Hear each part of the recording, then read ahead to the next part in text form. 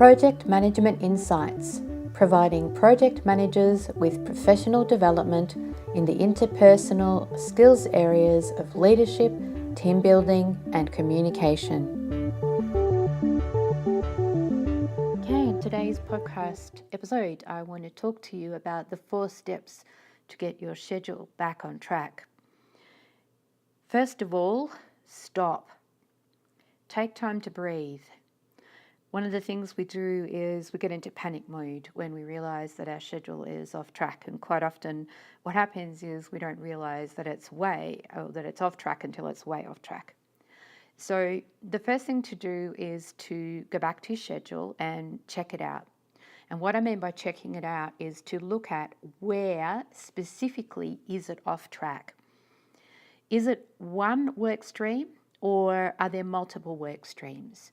And what you need to do here is gain a clear view of when it went off track. And this is important because it'll help you understand what the problem really is. Is it, whether it's a shortfall in resourcing, whether it's a lack of skill sets, funding, you name it, you'll be able to get to the bottom of it if you really understand where it went off track, when it went off track.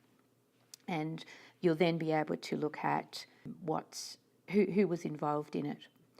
The next step in this 4-step process is to hold a team meeting. Now, in this team meeting, what you need to do is explain what you've noticed about the point in time that the schedule went off track. Tell the team, and this is a really important thing, you need to tell the team that this is not about blame or criticism.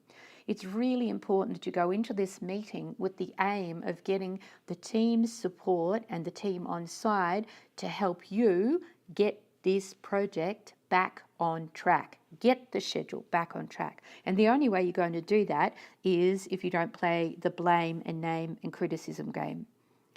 And so asking for their support and guidance is key. You need to be open to listening to them and hearing what they've got to say about their views on what happened and how to fix it, and really seriously get their input into what's not working and what they need, the team members, that work stream, any of the other connected work streams, what they need to get the schedule back on track.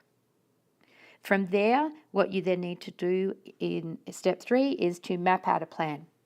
Now, with the team, and notice I said with the team, this is not about you doing anything. You need their input. So with the team, map out a plan, a short-term action plan to turn things around. And notice I said short-term here. We're not talking about, months and months and months. We're talking about what can we do now to turn this around as quickly as possible. Gain the collaboration and support to do what is necessary to make up the lost time. And the questions you need to be asking are what additional resources are needed? Will working overtime 1 or 2 nights make the difference? Understand and determine any budget implications. And the key here is to really clearly understand all of the whys and wherefores of how to get this back on track, and then if necessary go and seek formal approval to put the action plan in place. You might find that you need additional funding in order for the team to work overtime, as an example. Don't just go ahead with it. Go and put together a 1-page business case for your project control board or project owner, project sponsor, and get their approval. This is a change request, and if that's necessary, then go and make that happen and do it however you need to. If you need to go and have formal meetings with these people to get them on side so that they understand, that's the key. Go and do it.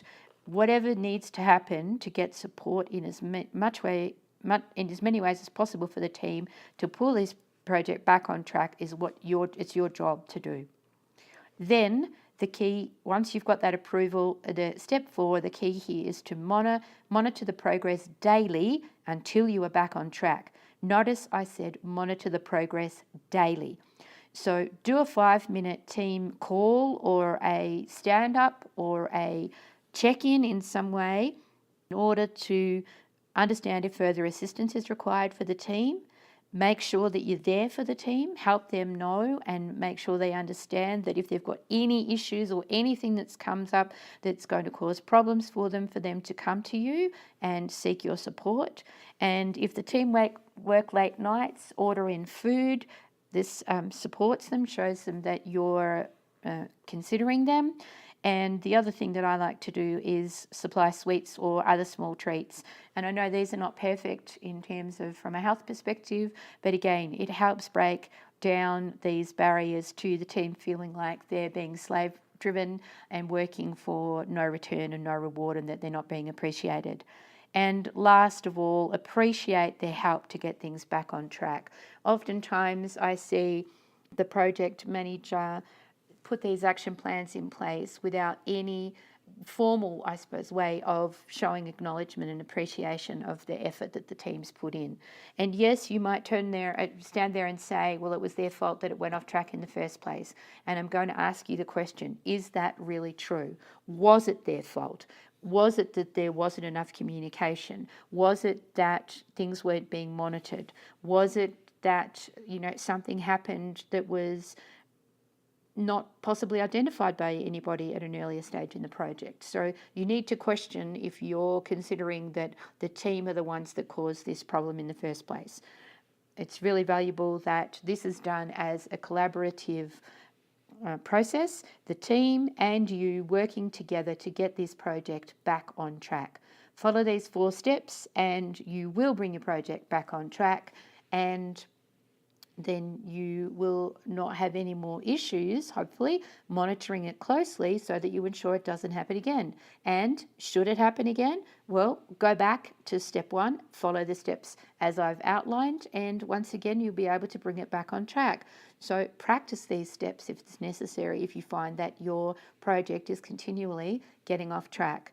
It's not a good way to be, and there is a process, a simple process to bring it back on track, which is, after all, what your role is, to keep this project running on time, in budget, and to the scope that's been defined. All right, till next week. Thank you for listening to this Project Management Insights podcast.